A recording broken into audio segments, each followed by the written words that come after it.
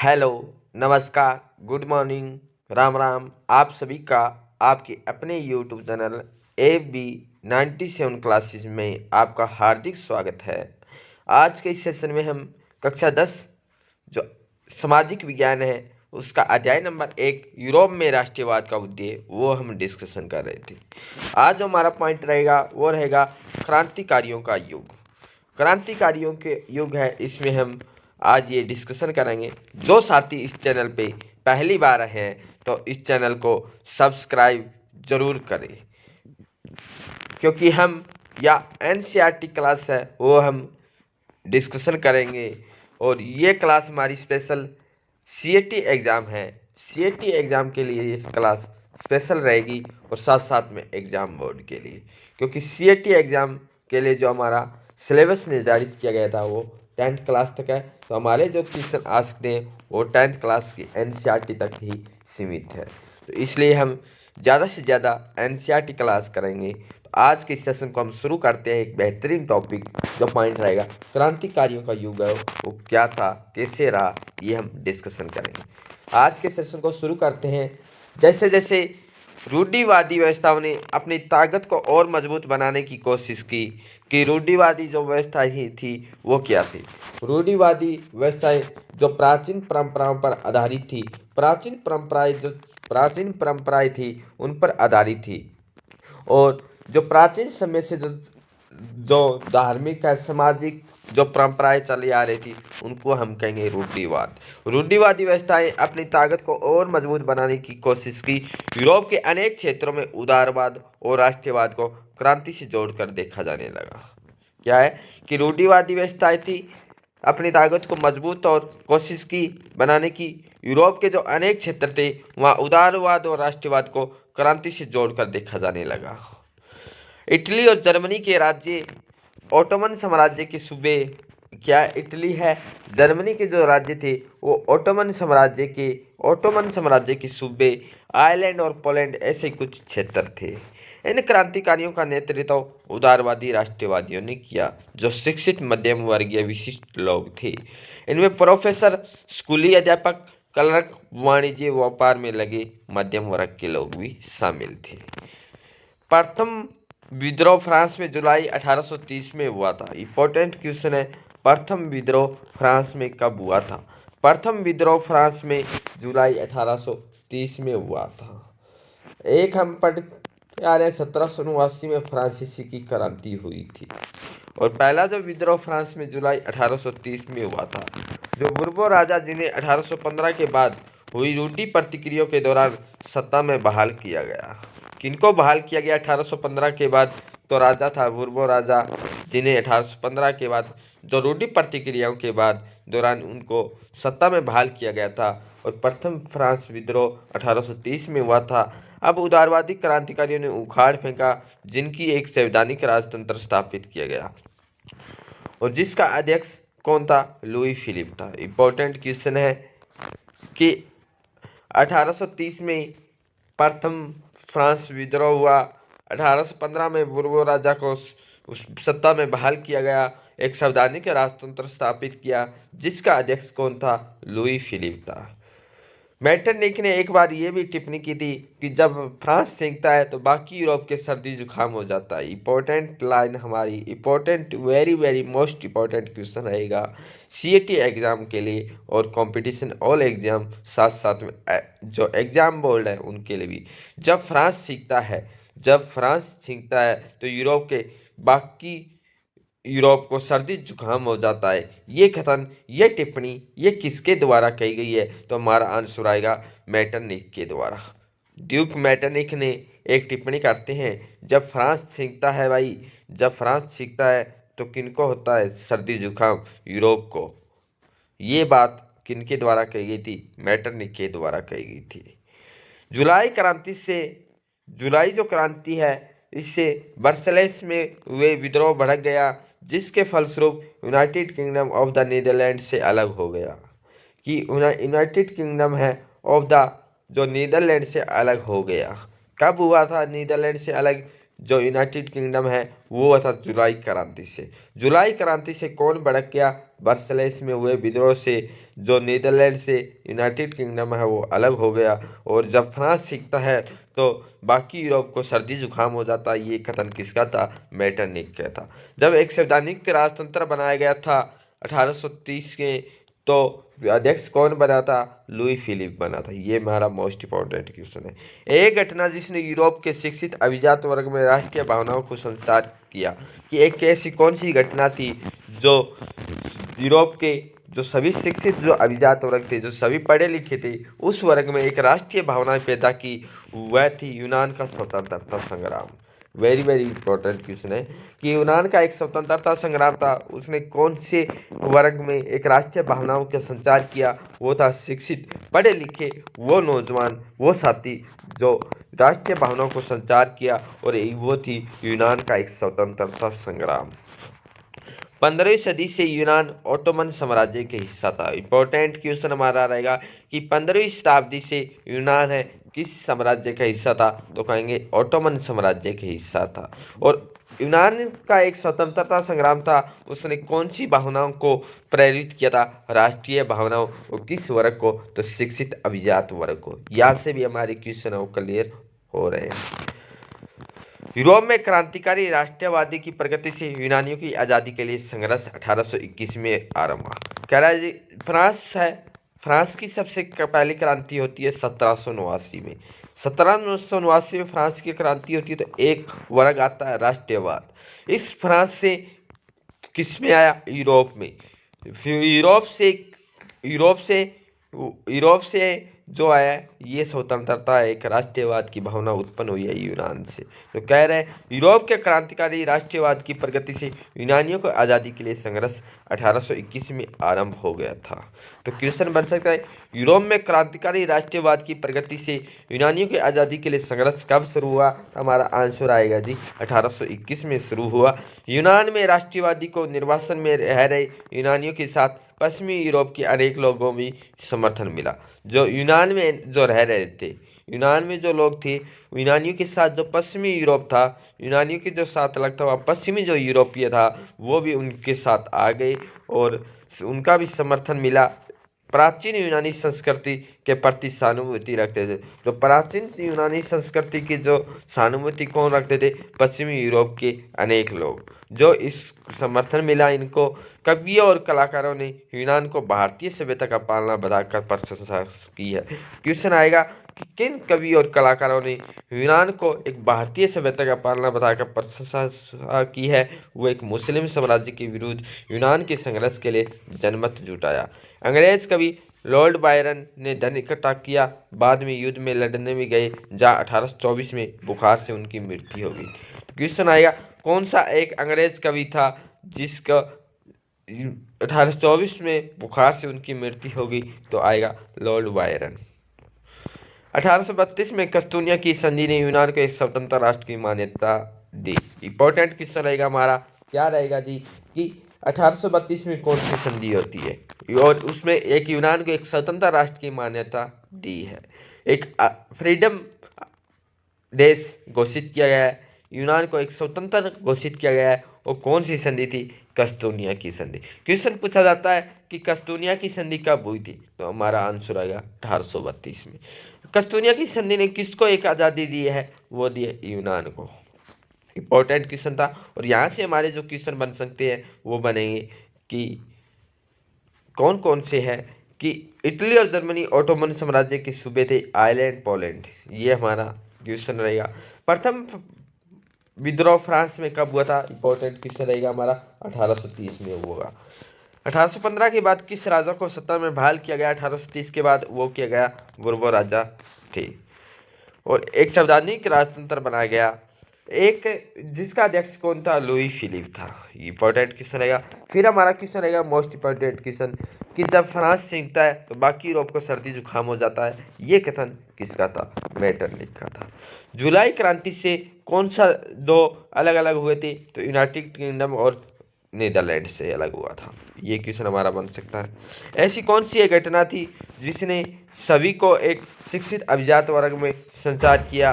वो थी यूनान की स्वतंत्रता संग्राम। उसने राष्ट्रीय भावनाओं को प्रेरित किया। और 15वीं सदी से यूनान किनके हिस्से में था, तो ओटोमन साम्राज्य के हिस्से में था। और 1821 में आरंभ हुआ, जिसमें यूरोप ने यूनान की स्वतंत्रता के लिए मदद की। और यूनान है कब एक स्वतंत्र राज्य बना, वो बना 1832 में। कौन सी संधि थी? कस्तूनिया की संधि थी। 1824 में किसकी मृत्यु हो जाती है? तो यूनान को एक स्वतंत्र घोषित कराने में वो साथ आती हैं, युद्ध में आते हैं, एक क्रांतिकारी बनते हैं। तो वो कौन सा कवि था? वो था लॉर्ड बायरन था। 1824 में मृत्यु होती है। 1832 में कस्तूनिया की संधि होती है, जिसमें एक यूनान को एक स्वतंत्र राष्ट्र की मान्यता दी थी। नेक्स्ट है हमारा पॉइंट, इंपॉर्टेंट पॉइंट, रोमानी कल्पना और राष्ट्रीय भावना। कि रोमानी कल्पना और राष्ट्रीय भावनाएं क्या थी?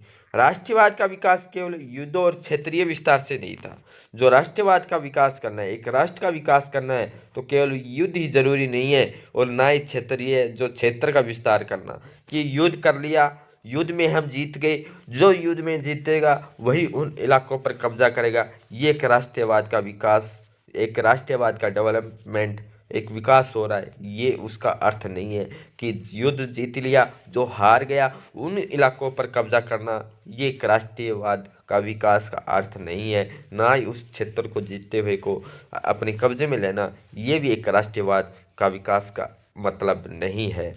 राष्ट्र के विचार के निर्माण में एक राष्ट्र के विचार में निर्माण में संस्कृति ने एक अहम भूमिका निभाई है। एक राष्ट्रवाद का विकास हो रहा है। एक राष्ट्रवाद का विकास कब होगा? जब उसकी संस्कृति है, उस संस्कृति में कुछ सुधार होगा। एक संस्कृति है जो एक राष्ट्र के विकास को बढ़ा सकती है, डेवलपमेंट करवा सकती है। तो कह रहा है कि राष्ट्र के विचार के निर्माण में संस्कृति ने एक अहम भूमिका निभाई है।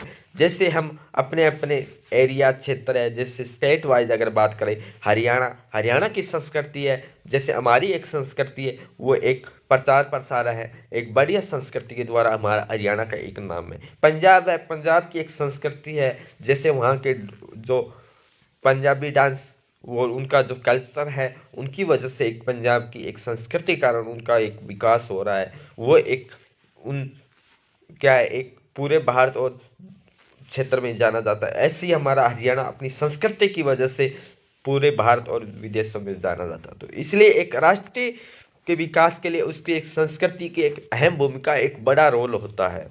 कला, काव्य और कहानियाँ, किस्सों और संगीतों ने, कला है कौन सी एक अहम भूमिका है जो जैसे संस्कृति में आएगी, तो एक कला एक संस्कृति है, काव्य है और कहानियां हैं। किस्सों से संगीत ने राष्ट्रवादी भावनाओं को गढ़ने और व्यक्त करने में सहयोग दिया है। तो क्वेश्चन आएगा एग्जाम बोर्ड के लिए, यहाँ से हमारा क्वेश्चन बन सकता है कि राष्ट्रवादी भावनाओं को गढ़ने और व्यक्त करने में किस संस्कृति ने महत्वपूर्ण रोल भूमिका निभाई है एक राष्ट्रवाद के विकास के लिए? तो आएगा क्या? कला, काव्य, कहानियाँ, किस्सों और संगीतों ने एक राष्ट्रीयवाद की भावनाओं को विकास करने में, एक डेवलपमेंट करने में, एक संस्कृति का एक महत्वपूर्ण भूमिका रही है। क्योंकि संस्कृति ही नहीं है, उसका कल्चर नहीं है, तो एक राष्ट्रवाद के विकास की कल्पना भी नहीं की जा सकती। क्योंकि संस्कृति से ही कल्पना है, एक राष्ट्रवाद का विकास हो रहा है। तो इम्पोर्टेंट हमारे यहाँ से क्वेश्चन बन सकते हैं।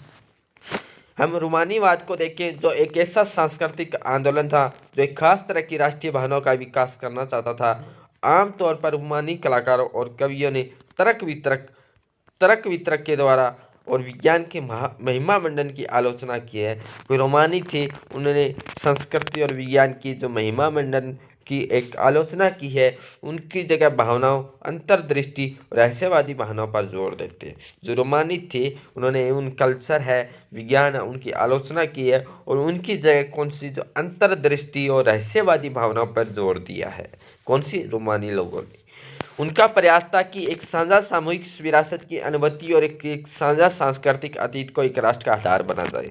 रोमानी जो थे, रोमानी के अनुसार एक जो राष्ट्र का आधार क्या बनाया गया था? इंपॉर्टेंट क्वेश्चन रहेगा कि राष्ट्रवाद का अर्थ हमने देखा कि एक युद्ध जीतना वो एक राष्ट्रीय विकास का अर्थ नहीं है, क्षेत्र को कब्जे में करना वो नहीं है, परंतु एक संस्कृति थी, वो एक महत्वपूर्ण रोल निभा रही थी राष्ट्रवाद के विकास में। तो रोमानी क्या कह रहे हैं कि एक विज्ञान की महिमा की आलोचना कर रहे हैं, और उन्होंने कहा है कि एक राष्ट्र का क्या आधार है रोमानी कल्पना के लिए। जो रोमानी है वो कह रहे हैं कि एक साझा सामूहिक विरासत की अनुभूति और एक साझा संस्कृति अतीत का एक राष्ट्र का आधार बनाया जाए।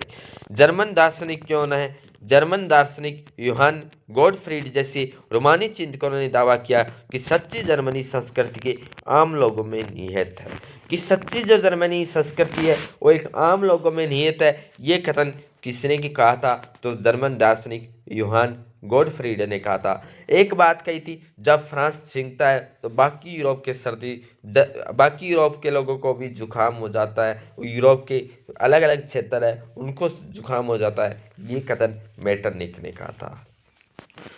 सच्ची आत्मा लोकगीतों, जन काव्य, लोक नृत्य से प्रकट होती है। इसलिए लोक संस्कृति के इन स्वरूपों को एकतर और अंकित करना राष्ट्र के निर्माण की परियोजना के लिए आवश्यक था। स्थानीय बोलियों पर बल और स्थानीय लोक साहित्य को इकट्ठा करने का उद्देश्य केवल प्राचीन राष्ट्रीय भावनाओं को वापस लाना नहीं था, कि स्थानीय बोलियों पर, जो अपनी स्थानीय बोलियां हैं उन पर बल देना और स्थानीय लोक साहित्य को एकतर इकट्ठा करना, उद्देश्य केवल प्राचीन जो राष्ट्रीय भावना है, रूढ़िवादी जो भावना है उनको वापस लाना नहीं था, बल्कि आधुनिक राष्ट्रीय संदेश को ज़्यादा से ज़्यादा लोगों तक पहुंचाना ये मार्ग था। जिनमें से अधिकांश क्या थे? अनपढ़ थे, निरक्षर थे। ये खास तौर पर पोलैंड पर लागू होता है। जो अनपढ़ थे, निरक्षर थे, वो किस पर लागू होता है? पोलैंड पे। तो कह सकते हैं पोलैंड में जो ज़्यादा लोग थे वो क्या थे? एक अनपढ़ थे, निरक्षर थे, जिसका 18वीं सदी के अंत में रूस, पर्सा, ऑस्ट्रिया जैसी बड़ी शक्तियों ने विभाजन कर दिया। यद्यपि पोलैंड अब स्वतंत्र भू क्षेत्र नहीं था, पोलैंड अब क्या एक स्वतंत्र क्षेत्र नहीं रहा, किंतु संगीत भाषा के जरिए राष्ट्रीय भावना से जीवित रखी गई। मसलन कैरोल कुर्पिसकी ने राष्ट्रीय संघर्ष का अपने ओपेरा और संगीत से गुणगान किया। पोलेनेस माजुरका जैसे लोक नृत्य को राष्ट्रीय प्रतीकों में बदल दिया। भाषा ने भी राष्ट्रीय भावनाओं के विकास में एक महत्वपूर्ण भूमिका निभाई है, कि भाषा एक राष्ट्रीय भावना, राष्ट्रवाद के विकास में एक राष्ट्रीय भावनाओं की, एक संस्कृति की बहुत ही महत्वपूर्ण भूमिका रही थी। कल्चर है, लोक कथा है, काव्य और एक भाषा भी एक राष्ट्रीय भावनाओं को विकास में एक महत्वपूर्ण भूमिका निभाती है। तो हमारा किस सुनाएगा जो एक राष्ट्रवाद के में कौन कौन सी जो इम्पोर्टेंट है, कौन कौन से महत्वपूर्ण योगदान है, किसका है? तो हम कहेंगे संस्कृति का। दूसरा हमारा रहेगा वो रहेगा भाषा का एक राष्ट्रवाद के विकास में महत्वपूर्ण भूमिका रही है। रूसी कब्जे के बाद पोलिश भाषा को स्कूलों से बलपूर्वक हटाकर रूसी भाषा को हर जगह जबरन लादा गया। जबरदस्ती है रूसी भाषा है वो पढ़ाई जाने लगी पोलिश भाषा की जगह स्कूलों में रूसी कब्जे के बाद। 1831 में रूस के विरुद्ध एक सशस्त्र विद्रोह हुआ, क्योंकि भाई क्या है, पोलिश भाषा है वो ज़बरदस्ती पढ़ाई जा रही है स्कूलों में, तो रूसी भाषा, तो इसलिए एक ज़बरदस्त विद्रोह होता है, एक सशस्त्र विद्रोह होता है, वो होता है 1831 में, जिसे आखिरकार कुचल दिया गया। अनेक सदस्यों ने राष्ट्रवादी विरोध के लिए भाषा को एक हथियार बनाया गया। सशस्त्र विद्रोह हुआ था, उसमें हथियार इकट्ठे करके वो एक विद्रोह हुआ, इसलिए सशस्त्र विद्रोह कहा गया 1831 में, और हथियार दिए गए। चर्च के आयोजनों और संपूर्ण धार्मिक शिक्षा में पोलिश का इस्तेमाल हुआ। रूसी की जगह किससे ने पोलिश भाषा आई वापिस द्वारा 1831 में एक सशस्त्र विद्रोह के द्वारा। इसलिए इसका नतीजा ये हुआ, बड़ी संख्या में पादरियों और बिशपों को जेल में डाल दिया गया, और रूसी अधिकारियों ने उन्हें सजा देते हुए साइबेरिया भी भेज दिया गया। जो रूसी थे, क्योंकि उन सशस्त्र विद्रोह किया और 1831 में पोलिश भाषा दोबारा आई, तो इन्होंने साइबेरिया भेज दिया उनको सजा देने के लिए। उन्होंने रूसी भाषा का प्रचार करने से इनकार मना कर दिया। और नेक्स्ट हमारा पॉइंट है भूख, कठिनाइयां और जन विद्रोह। 1830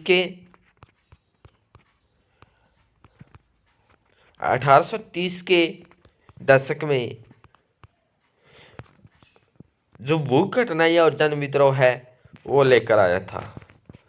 1830 का दशक है वो भूख,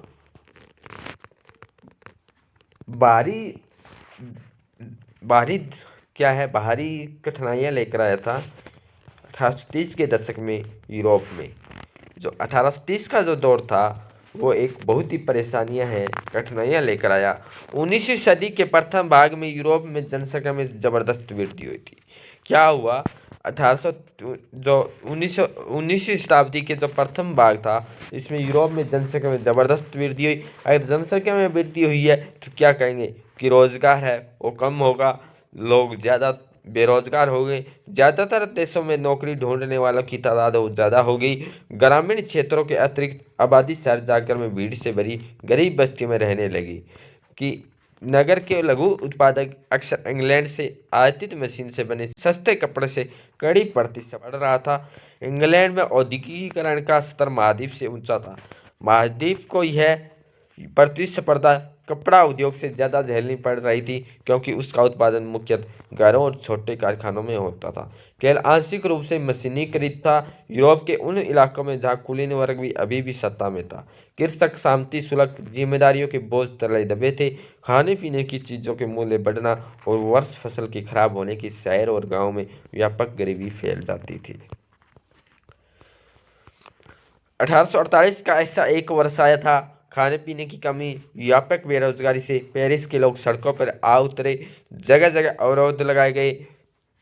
लुई फिलिप को भागने पर मजबूर किया। राष्ट्रीय सभा नेशनल असेंबली थी एक गणतंत्र की घोषणा करते हुए 21 वर्ष से ऊपर सभी वयस्क पुरुषों को मताधिकार प्रदान किया गया। कि किसने एक 21 वर्ष से अधिक ऊपर के जो है उनको एक वयस्क मताधिकार का प्रदान किया? कौन सी असेंबली ने? राष्ट्रीय सभा नेशनल असेंबली ने एक गणतंत्र की घोषणा की थी और काम के अधिकारों की गारंटी दी थी। काम के अधिकारों को भी गारंटी किसने दी? नेशनल असेंबली, राष्ट्रीय सभा ने कहा कि 21 वर्ष से अधिक ऊपर के होंगे तो आप मताधिकार कर सकते हैं, वयस्क मताधिकार आपको प्राप्त है। और एक गारंटी भी दी काम की। रोजगार उपलब्ध कराने के लिए राष्ट्रीय कारखाने स्थापित किए गए थे। सिलेसिया में बुनकरों ने उन ठेकेदारों के खिलाफ विद्रोह कर दिया जिन्हें कच्चा माल देकर निर्मित कपड़ा लेते थे, परंतु दाम बहुत कम थे। पत्रकार विल्हेम वेल्फ ने सिलेसिया के एक गांव की घटना इस प्रकार बयान की थी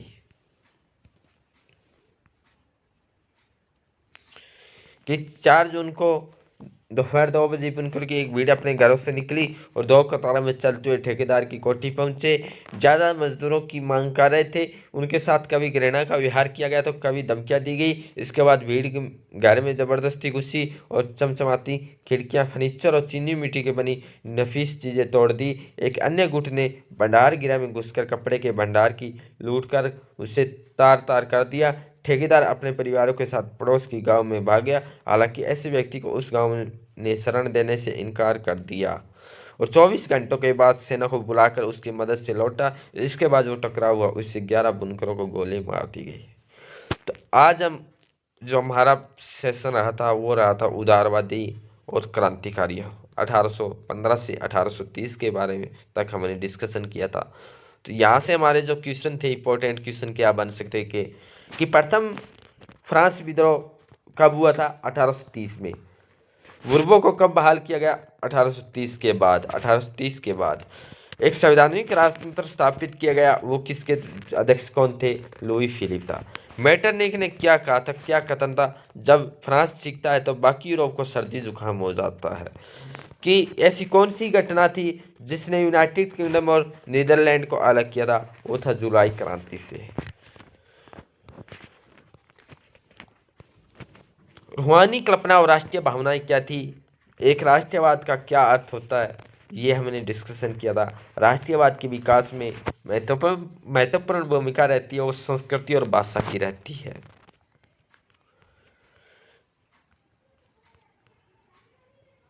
फिर हमारा पॉइंट रहेगा कि 1831 में एक सशस्त्र विद्रोह होता है। वो उसने क्या किया कि 1831 में जो सशस्त्र विद्रोह था उसमें रूसी भाषा थी वो हर जगह ला दी गई। उसकी जगह पोलिश भाषा को वापस लाया गया था। आज जो हमारे क्वेश्चन थे पैटर्न क्वेश्चन वो यहाँ से बन सकते थे। नेक्स्ट हमारा पॉइंट रहेगा वो रहेगा उदारवादियों की क्रांति। उदारवादियों की क्रांति हम नेक्स्ट क्लास में डिस्कस करेंगे। आज के इस सेशन को हम यहीं विराम करते हैं। जो साथी इस चैनल पे पहली बार आए हैं तो इस चैनल को सब्सक्राइब जरूर करें, लाइक शेयर कमेंट सेशन में बताइए कि क्लास कैसे रही। आज के इस सेशन को हम यहीं विराम करते हैं। Thank you all of you. जय हिंद, जय भारत।